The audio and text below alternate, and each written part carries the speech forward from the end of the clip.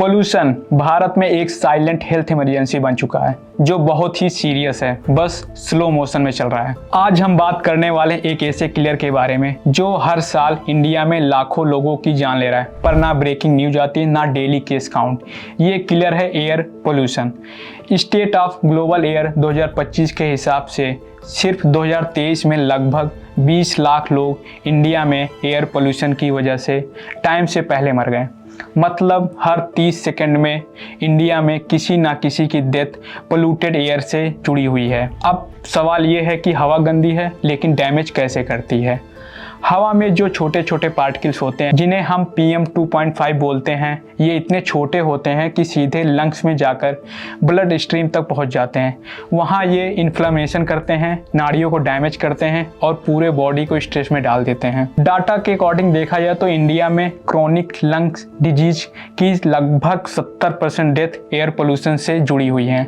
Lung cancer की 1/3 death polluted air से जुड़ी हुई है और हार्ट अटैक की और स्ट्रोक की 1/4 से ज़्यादा डेथ भी पोल्यूशन का हाथ है और डायबिटीज की लगभग 1/5 डेथ भी एयर पोल्यूशन से जुड़ी हुई है। तो जब हम सुनते हैं कि किसी को हार्ट अटैक हुआ है, स्ट्रोक आया है, लंग्स खराब हो गए हैं, अक्सर पिछले सालों का पोल्यूटेड एयर का डोज उसके पीछे छुपा होता है। कोविड के टाइम हमने देखा कि हॉस्पिटल फुल हो गए, ऑक्सीजन खत्म हो गई, हर घर में टेंशन थी। कई रिपोर्ट के मुताबिक देखा जाए तो इंडिया में 2020-21 में कोविड से डायरेक्टली या इनडायरेक्टली मिलियंस ऑफ डेथ हुई। उसे नेशनल हेल्थ इमरजेंसी ट्रीट करना बिल्कुल सही भी था।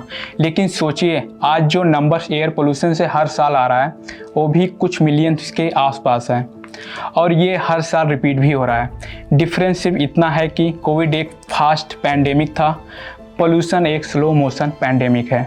डेली टिकर नहीं दिख रहा है, इसलिए लोगों को अर्जेंसी भी फील नहीं होती। सिंपल लैंग्वेज में अगर इतना डैमेज कोई वायरस कर रहा होता तो पूरी पॉलिटिक्स सिर्फ उसी के अराउंड घूम रही होती। ये सिर्फ दिल्ली की प्रॉब्लम नहीं है, ये पैन इंडिया क्राइसिस है। लेकिन जैसे दिल्ली NCR, उत्तर प्रदेश, बिहार, पंजाब, हरियाणा, वेस्ट बंगाल दुनिया के सबसे पोल्यूटेड रीजन्स में आते हैं। रिपोर्ट्स के मुताबिक 2023 में महाराष्ट्र, उत्तर प्रदेश, राजस्थान, बिहार, वेस्ट बंगाल जैसी स्टेट्स में हर जगह 1 लाख से ज़्यादा डेथ एयर पोल्यूशन से जुड़ी हुई हैं। और सबसे खतरनाक बात है, इंडिया के 1.4 बिलियन लोग आज ऐसे एरियाज में रह रहे हैं जहां साल भर का PM 2.5 लेवल WHO की सेफ लिमिट से ऊपर है। मतलब लिटरली कोई भी सेफ हवा नहीं ले रहा है। दिल्ली NCR में तो आपने खुद देखा होगा, पूरा नवंबर AQI वेरी पुअर या इससे भी खराब जोन में अटका रहता है। स्कूल बंद हो जाते हैं, फ्लाइट डाइवर्ट हो जाती है, पर जैसे ही विंटर खत्म होता है हम सब भूल जाते हैं। अब सवाल है सबसे ज़्यादा रिस्क पर कौन है। पहले छोटे बच्चे, उनके लंग्स और ब्रेन डेवलप हो रहे होते हैं। पोल्यूटेड एयर उनकी फ्यूचर हाइट, स्टेमिना, IQ पर सबसे ज़्यादा असर डालती है। बूढ़े लोग और हार्ट लंग पेशेंट, इनके लिए high pollution day literally trigger बन सकता है। हार्ट अटैक, स्ट्रोक या रेस्पिरेटरी फेलियर भी हो सकता है। आउटडोर वर्कर्स, जिसमें ट्रैफिक पुलिस, डिलीवरी लोग, कंस्ट्रक्शन वर्कर आते हैं, इनका ऑफिस ही रोड साइड होता है, इन्हें सबसे ज़्यादा डोज एयर पोल्यूशन का मिलता है। ये सिर्फ थोड़ा सा खांसी सर्दी वाला मैटर नहीं है, ये लाइफ एक्सपेक्टेंसी कम करने वाला इशू है। एयर पोल्यूशन को अगर सिर्फ इन्वायरमेंट प्रॉब्लम बोलेंगे तो हम पिक्चर का आधा हिस्सा ही देख रहे हैं। ये डायरेक्टली इंडिया के टॉप किलर्स को फ्यूल कर रहा है।